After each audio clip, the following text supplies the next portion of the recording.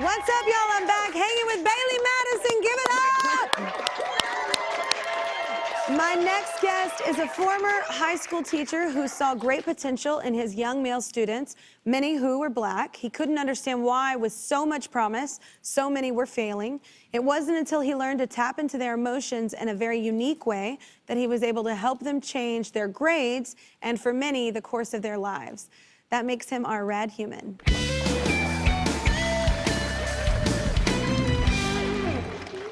Please welcome the founder of Ever Forward Club, Ashanti Branch, everybody. How you doing, Ashanti? Please say hi to Bailey. Hi, I'm Bailey. Hey, Bailey. How you doing? Hi. We've been sitting here talking about your smile. You have like the greatest smile ever. It's so beautiful. It is. It's like twinkling. I know. It's like a great smile. Well, Ashanti, can you tell us more about your experience as a teacher? Yeah, when I was a first-year teacher back in 2004, I had never wanted to be a teacher. I wanted to be rich. I wanted to be an engineer.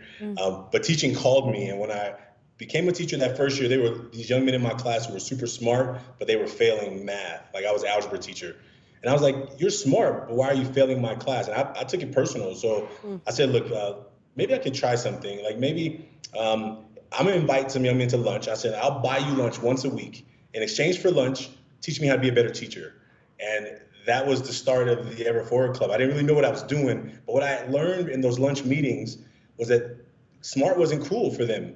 So they acted in ways that made them look cool, which didn't equal looking smart. And I'm like, I know that very well. I knew that firsthand, that behavior of trying to fit in by not showing how smart you were. Yeah, because you say you can relate to them. You know where that comes from, right? Yeah, I was raised by a single mother. My father died before I was born. I grew up in Oakland, California, and it was rough. And I knew that there were some rules around what it meant to be a man. Like in my house, being nice and kind and caring and loving, those were all really important qualities. But when I went out of the house, there was different rules about what it meant to be a man. It was being tough and strong and dominant and taking over stuff. And I realized that, man, this is exactly what these young men are doing. So a teacher, when I was in middle school, really changed my life. And she said to me, Ashanti, look, I know you're sad that your father died before you were born, but life doesn't give you what you want. Life gives you what you get, and you got to make the most out of it. And I remember that sentence changing my life. Like, I was angry up until that point, really angry.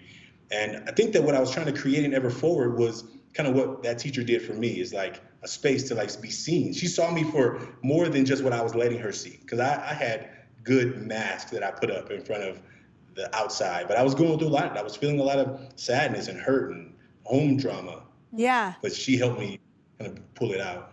I love that. It's like you're not your pain, you are your possibility. That's a really magical thing to teach other kids as well as learning yourself. But Ashanti, I have to ask you, so how does Ever Forward Club help these young men?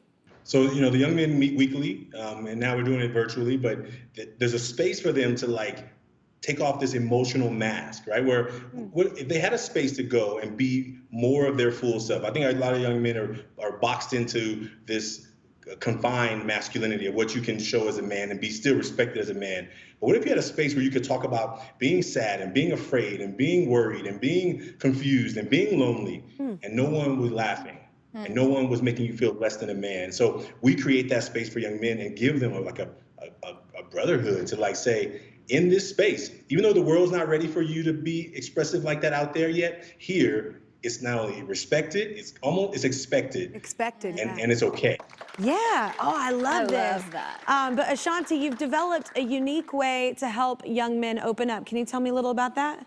Yeah, we created this workshop called Taking Off the Mask. And taking off the mask is an experience where with one picture and 6 words, we help people go deeper than maybe they usually would. People can actually do it on the website. It's 100kmasks.com. And what they do is they draw a picture, usually a picture of a mask. And then we think of 3 words on the front of the mask, which are things that you gladly let the world see. That's the front. And then you think of the back of the mask as 3 things you normally don't let people see. And they're anonymous. And we've collected over 50,000 masks from over 20 countries, Over 500 teachers have signed up to be a part of this movement with their students. Wow. And we've just seen people get a space to recognize that, wait a minute, somebody else in here is going through the same thing. Somebody else my age in my city is going through the same thing. It's been absolutely amazing. Yeah, I love that. Goosebumps. I know. When I started Ever Forward Club in 2004, there were very few spaces that I saw people focusing on what the young men's needs were. They think that they become a man when they can get a license or they're 21, they can drink. But we have this like teenage years where you're like trying to figure it out. So we got boys walking around, have no purpose, have no value system around, here's my role as a man in this community. 'Cause I'm still a teenager. I'm not a little boy and I'm not a man, I'm a teen. I'm a young man. So what is my role? Oh, nothing, just to figure it out when I become a man. That's dangerous. Wow, I'm here with Bailey Madison and Radkuman Ashanti Branch, the founder of Ever Forward Club. And that was a clip of Ashanti in the new documentary, Beyond Men and Masculinity. I love that clip. Oh, it's such a great teaser. Well, joining us now, everybody, is Clive. He joined Ashanti's Ever Forward Club when he was 12 and says the mask workshop changed his life. Hi, Clive. How you doing? Hello. Well, you look so handsome. Thank you. Oh, you got a cute smile too. All Hi, right. So Clive, tell us about your involvement in the mask workshop. Yeah, so I met Ashanti when I was around 12 years old. I was raised by my single mom and my grandmother. My father was absent, and it was kind of hard, but we did find enough without him. Around middle school, I began to feel negatively influenced by some of my peers, and it felt like I was trying to be somebody else. Like I started to lose myself, and I didn't really know what was wrong. There was a disconnect between my life at home and my life at school. And I didn't really know how to make it right. So my mom enrolled me in Ever Forward Club. It was an after-school program offered at my middle school. And I only joined because I thought we were going to go on a lot of field trips, and we didn't go on a lot coming out of Oakland. But it ended up being a crutch for me during one of the hardest times of my life. And then in 2016, my mom passed away. And it was one of the most difficult things I've ever had to go through. Ashanti probably helped me the most through that time. If I hadn't been in Ever Forward, I probably wouldn't be here. Well, we're glad you're here. Wow. Yeah. Really glad. That's a lot on a young person as well, on anyone's heart, but especially on a young person, especially going into high school. All right, so Clive, what does your life look like now? So my life now, I'm 19 years old. I currently attend CSU Northridge in LA. I'm taking school virtually, online classes. With the coronavirus quarantine, the pandemic, it stopped a lot of things, but it's looking up. I'm constantly being assisted by Ashanti. I can always go to him whenever I need something, and I have a support system. My little sister and my older brother, my family and my friends that don't live with me, but they still reach out to me and make sure they love me and take care of me. And so yeah, it's pretty good. It's looking up. That's awesome, man. Well, Ashanti, you recently launched an online movement. Can you tell us about it? Yeah, so it's called the Million Mask Movement, and I mentioned it earlier, but one of the things that's really exciting about it is we are helping students who get excited about this movement to take this to their peers.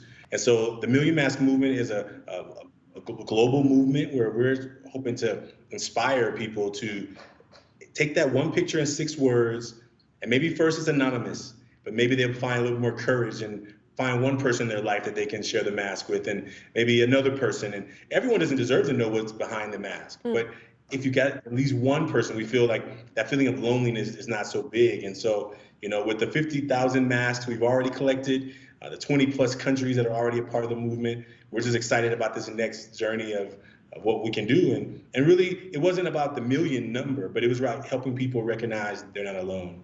I love something you just said, and I read it in a book, and I'm trying to remember the book right now, but you just said deserving of seeing what's behind your mask. And I love, because I feel like often we try and tell our story to people, or we try and find validation with people that aren't deserving of your story. They're not empathetic, empathetic people.